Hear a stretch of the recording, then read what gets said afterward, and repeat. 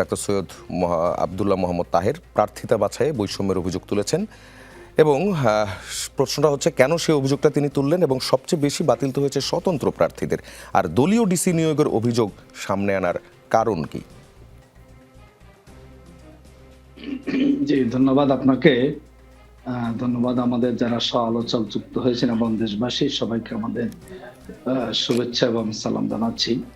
দেখুন, এই অভিযোগটি আমরা নানাভাবে করার চেষ্টা করেছি। আজকে আনুষ্ঠানিকভাবেই জামাত ইসলামী প্রতিনিধি দল তারা নির্বাচন কমিশনে গিয়েছেন এবং যে বৈষম্যের কথা কিংবা রিটার্নিং কিছু কর্মকর্তা নিরপেক্ষতা হারিয়েছেন সে বিষয়ে ওনারা জানিয়েছেন সংগঠনের পক্ষ থেকে। দেখুন, আমরা গত এক সপ্তাহ 10 দিনে নির্বাচনী যে আবহাওয়াটা আমরা খেয়াল করেছি, বিশেষ করে মনোনয়নপত্র জমা দেওয়া থেকে শুরু করে বাছাই প্রক্রিয়া তো প্রায় শেষ হয়ে গেল। একই বিষয়ে আমরা রিটার্নিং কর্মকর্তাদের কাছ থেকে আমরা ভিন্ন ভিন্ন আচরণ আমরা দেখেছি। দ্বৈত নাগরিকত্ব বিষয়ে আপনার সুনামগঞ্জের রিটার্নিং কর্মকর্তা এক ধরনের আদেশ দিচ্ছেন, ফেনী এক আদেশ দিচ্ছেন, আবার কুড়িগ্রাম যেখানে জামাত ইসলামের প্রার্থী দ্বৈত নাগরিকত্বের বিষয়ে কথা আসলো, সেখানে দেখা গেল যে তিনি তার প্রয়োজনীয় ডকুমেন্ট নিয়ে হাজির হওয়ার পরও না শুনে মনোনয়ন বাতিল করে দিয়েছেন।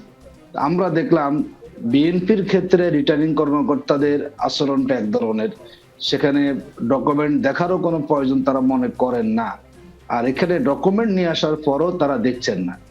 এটি এক ধরনের দিক। দ্বিতীয়, আপনি জানেন যে আমাদের দলের সিনিয়র নেতা হামিদুর রহমান আজাদ, তিনি আগের পার্লামেন্ট মেম্বার ছিলেন, তিনি তার সবগুলো মামলা দেখিয়েছেন। তিনি যখন এমপি ছিলেন একটা ট্রাইব্যুনালের মামলা তার বিরুদ্ধে ছিল, যেটা 18 সালে নিষ্পত্তি হয়েছে ইলেকশন করার সময় করে তার মনোনয়নটা বৈধ হয়েছিল, সেটাকে আবার রিটার্নিং কর্মকর্তার সামনে নিয়ে এসে ইন্টারন্যাশনালি কি করেছেন, তিনি তার মনোনয়ন বাতিল করে দিয়েছেন।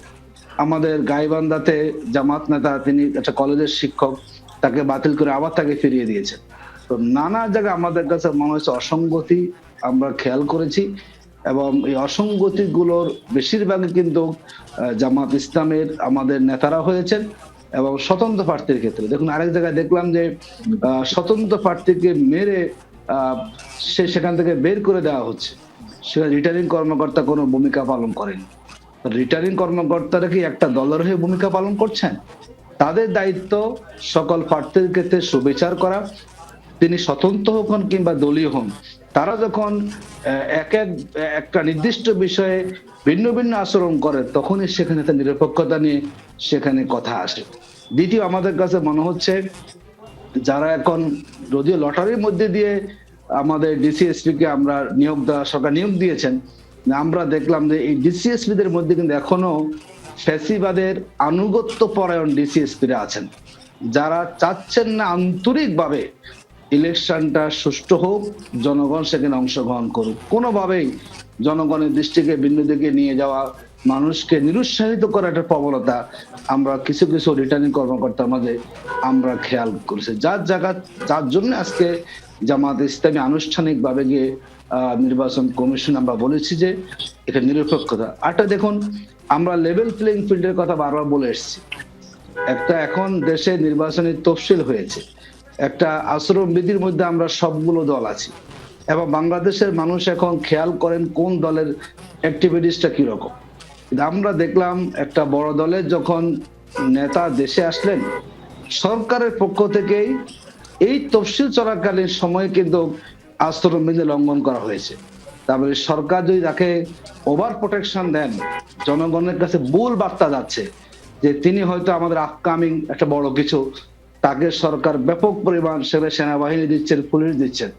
এখন তো মানুষকে আপনি যদি মেসেজটা ক্লিয়ার না করেন, এবং আপনি মানুষ যখন দেখে না, এখানে দেখে যে রাষ্ট্র একটা মুখী হয়ে গিয়েছে, সেখানে কিন্তু আমাদের কাছে মনে হয় অনেকাংশেই আমাদের সুষ্ঠু নির্বাচনের পরিবেশটা ব্যাহত হচ্ছে, এবং সরকারের কোনো কোনো পক্ষ বোঝানোর চেষ্টা করেছেন যে না, অমুক আমাদের কাছে গুরুত্বপূর্ণ, এবং জনগণ সেখান থেকে একটা ভুল বার্তা পাচ্ছেন। আবার আমরা দেখলাম একটা সংস্থার প্রধান ব্যক্তি গিয়ে একটা অফিসে দেখা করেছেন। আমরা মনে করি নানাবিধ কারণে আমাদের মাঝেও যেমন আমরা আশঙ্কা করছি, জনগণের মধ্যে একটা আশঙ্কা তৈরি হয়েছে আদৌ নির্বাচনটা সুষ্ঠু হবে কিনা, এবং সরকার কোন একটা সাজানো ইলেকশন করে কোন একটা বিশেষ দলকে সুবিধা দিয়ে ক্ষমতা বসাবে কিনা, এই ধরনের একটা আলোচনা কিন্তু শুধু আমাদের মহলে নয়, সাধারণ ভোটারদের মাঝেও কিন্তু আলোচনা সেখানে শুরু হয়েছে। যার জন্যই জামাত ইসলামী বলেছে যে রাষ্ট্রকে নিরপেক্ষ থাকতে হবে।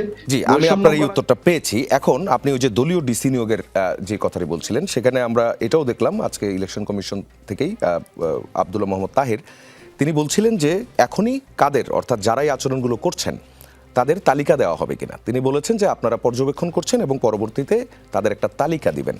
আপনি আমাকে এটা বলবেন যে সেই তালিকায় যাদের নাম থাকবে না তারা কি জামায়াতপন্থী হবে?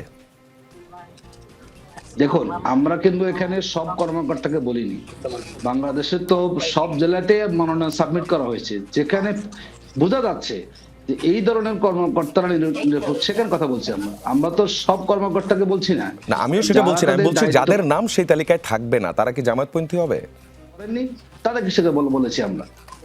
আমরা আশা করি এর মধ্যে দিয়েই যারা এখনো দলবাজ আছেন, যারা কোনো বিশেষ দলের আনুগত্য পরায়ণ হয়ে কাজ করছেন, কিংবা যারা দেশের আইন এবং সংবিধান মেনে দায়িত্ব পালন করতে ব্যর্থ হচ্ছেন, তারা এক্ষেত্রে সতর্ক হয়ে যাবেন, যাতে করে আমাদেরকে আর কোনো তালিকা নিয়ে সামনে যেতে না হয়।